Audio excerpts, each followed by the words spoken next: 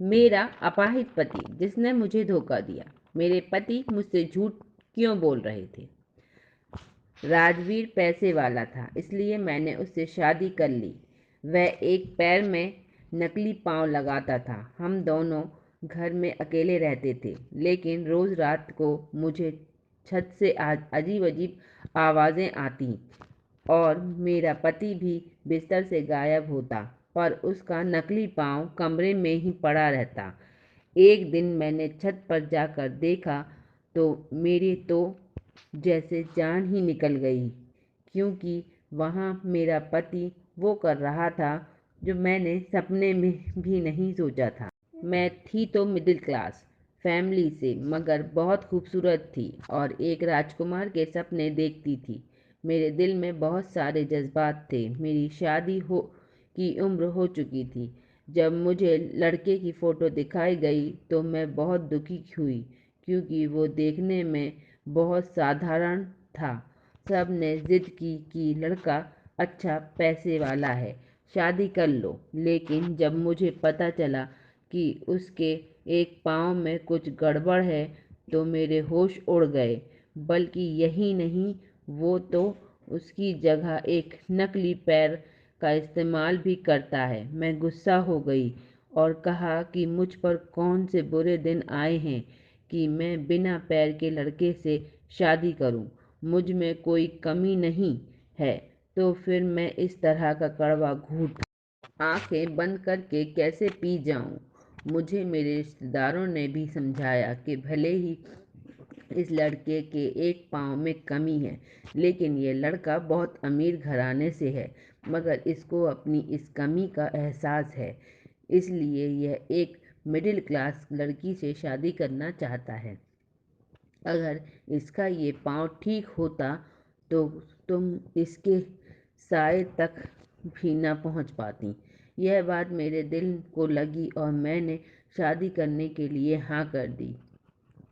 उसका नाम राजवीर था। वह दिखने में बहुत साधारण था, मगर उसका एक बहुत बड़ा घर था और उस घर में वो बिल्कुल अकेला रहता था। खैर, उससे मेरी शादी हो गई, लेकिन मुझे उससे कोई मोहब्बत नहीं थी। मैंने तो बस उससे पैसों के लिए ही शादी की थी। मैं उससे दूर रहना चाहती थी।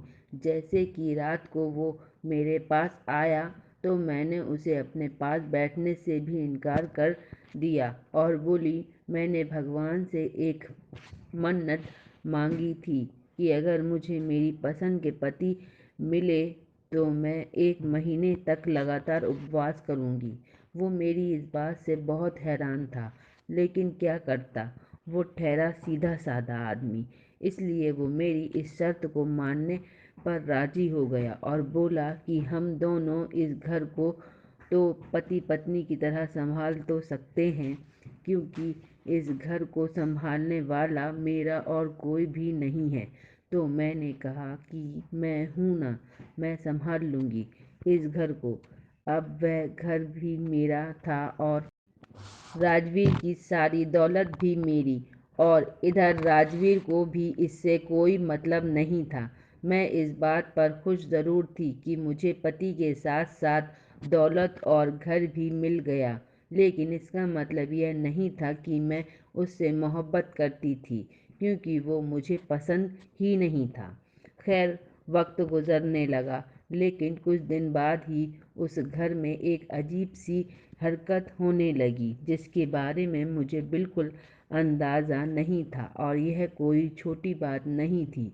मुझे रात को अपने कमरे की छत पर से अजीब तरह की आवाज़ें आती, जैसे वहाँ पर कोई है। एक बार मैं चेक करने के लिए ऊपर ही चली गई। मुझे लगा कि कोई चोर होगा, लेकिन ऐसा कुछ भी नहीं था। ऊपर बहुत ज़्यादा अंधेरा था। राजवीर ने कहा कि छत पर कई सालों से कोई भी नहीं जाता है और छत की किसी ने देखभाल भी नहीं की है, क्योंकि मैं अपने पैर की वजह से ऊपर नहीं चढ़ पाता, इसलिए मैंने वहाँ का काम भी नहीं करवाया है। मैंने उससे कहा कि मुझे भी छत पर नहीं जाना, क्योंकि अगर आप ऊपर नहीं जा सकते तो फिर मैं भी ऊपर नहीं जाऊंगी, इसलिए वहाँ का काम करवाना ज़रूरी नहीं है। लेकिन मुझे कुछ न कुछ गड़बड़ ज़रूर लग रही थी। एक रात फिर मुझे आवाज़ आई और मैं जाग गई, लेकिन जब मैंने अपने साथ वाले बिस्तर पर देखा तो मेरी जान निकल गई। मैंने देखा कि मेरे पति का वो नकली पैर बिस्तर पर नीचे पड़ा था और मेरे पति कमरे से गायब थे। वह नकली पैर का इस्तेमाल सारा दिन करते थे, लेकिन रात को सोने से पहले उतार देते थे। लेकिन आज वह उसके बगैर कहीं कैसे जा सकते थे? मैं सोच में पड़ गई। नकली पैर तो उनका यहीं पड़ा था, तो ऐसे में वह कहाँ जा सकते थे? जब से शादी हुई थी मेरे पति ने मुझे किसी से भी नहीं मिलवाया था, जबकि मुझसे कहा गया था कि उसका एक बड़ा कारोबार है जो बहुत सारे लोग मिलकर चलाते हैं। उसने बस मुझे घर की जिम्मेदारी दी थी, लेकिन कारोबार के बारे में कुछ नहीं बताया था। घर में पैसे तो आ रहे थे, लेकिन कहाँ से आ रहे थे यह कुछ मुझे बिल्कुल नहीं पता था। खैर, अभी मैं अपने पति को तलाश करना चाहती थी, क्योंकि अगर वह बिना पैर के कहीं गए थे तो इसका मतलब कि वह चल सकते थे और वह ड्रामा कर रहे थे। मैंने देखा बाथरूम का दरवाज़ा खुला हुआ था, लेकिन वो बाथरूम में नहीं थे। मैं कमरे से बाहर निकल गई और उनको ढूंढने लगी। फिर मुझे कमरे से हल्की सी आवाज़ आई। जब मैं वापस आई तो सामने का मंजर देखकर हैरान रह गई। मेरे पति बेड पर बैठे थे और कोई किताब पढ़ रहे थे। मैंने कहा कि अभी आप कहाँ गए थे? तो कहने लगे कि मैं तो कहीं भी नहीं गया। मैंने कहा कि मजाक मत करो, मैं अभी बिस्तर से आपको ही तो तलाश करने के लिए उठी थी। उन्होंने कहा कि तुम्हें आज हो क्या गया है? मुझे लगता है कि तुमने ध्यान से नहीं देखा होगा। मैंने अपने पति से इतनी बहस नहीं की और सोचने लगी, जब उसने झूठ बोल ही दिया है तो इसका मतलब वह मुझसे हमेशा झूठ बोलते आ रहे थे। मैंने अपनी आँखों से देखा था कि वह कमरे में नहीं थे, तो फिर वह मुझसे ऐसा झूठ क्यों बोल रहे थे? अचानक से मैं भी बदल गई और मैंने कहा शायद मुझे गलतफहमी हो गई होगी।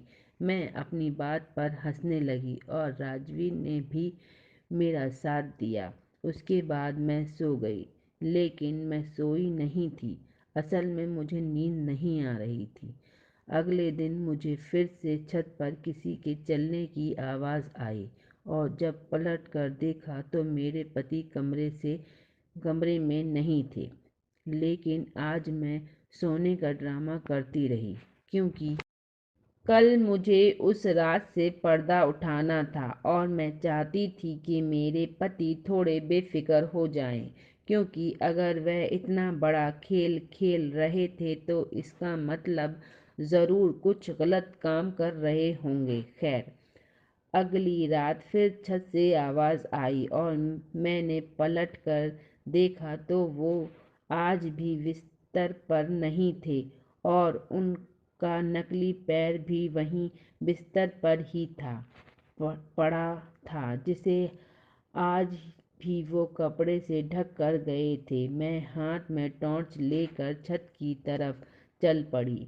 राजवीर ने तो कहा था कि छत पर बहुत सालों से कोई नहीं गया और वहाँ पर बहुत गंदगी है, लेकिन ऐसा कुछ भी नहीं था। मैंने दरवाज़ा बहुत ही आहिस्ता से खोला और देखा तो महसूस हुआ कि जैसे रोज़ यहाँ कोई आता हो और उसको साफ भी किया जाता है।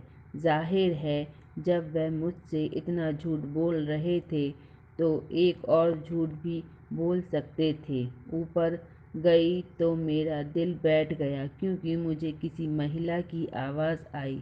क्या मेरे पति मुझे धोखा दे रहे थे?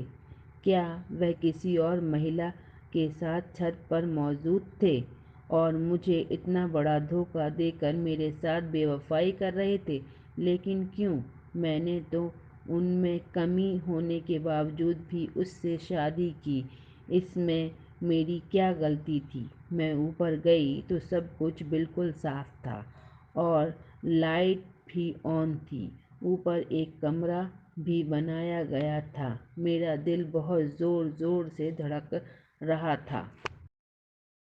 काम मेरे देश के लिए बिल्कुल भी बुरा नहीं है और ना ही यहाँ के रहने वालों के लिए बुरा है, लेकिन हम यह बातें किसी को बता नहीं सकते। मैंने जानबूझकर एक पैर खराब होने का ड्रामा किया हुआ है, क्योंकि ऐसे काम में शक का खतरा था।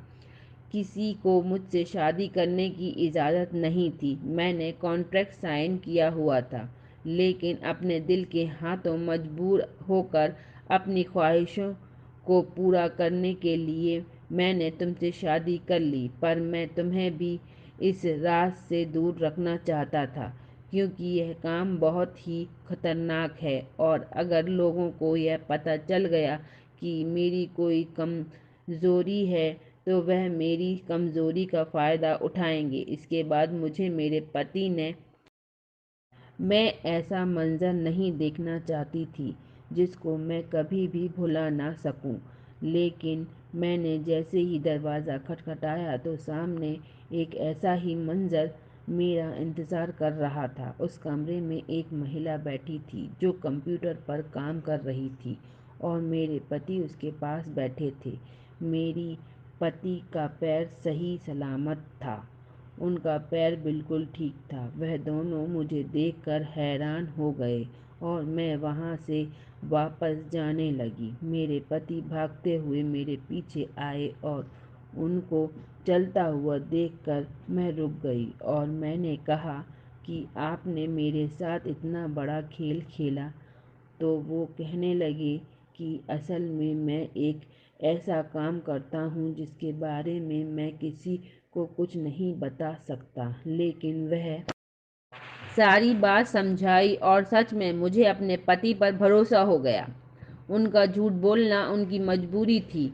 वह एक सरकारी जासूस थे।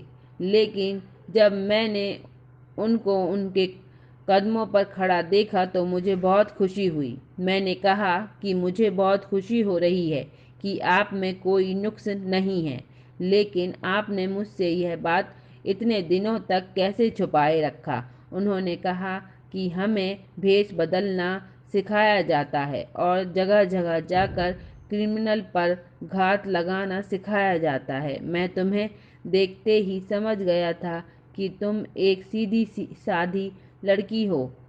अगर मैं तुम्हें भी बेवकूफ़ नहीं बना सकता तो फिर क्रिमिनल को कैसे बेवकूफ़ बनाऊंगा?